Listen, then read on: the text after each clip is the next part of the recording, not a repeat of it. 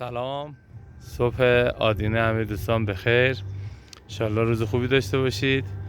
امروز تو بازدید صبحگاهی که داشتم محدوده شمالی منطقه 2 شرایط جوی به گونه‌ای بود که برای بنده حداقل لحظات خیلی خوبی رو ایجاد کرد. گفتم این لحظات رو با شما دوستان شیر کنم و شما هم انشالله که حظ کافی رو ببرید.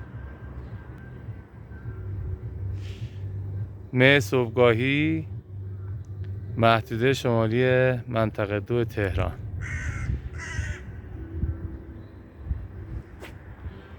تو این شرایط آدم چند دقیقه که می ایسته و تو این سکوتی که ابتدای صبح هست خیلی برای آدم آرامش بخش و لذت بخش هستش.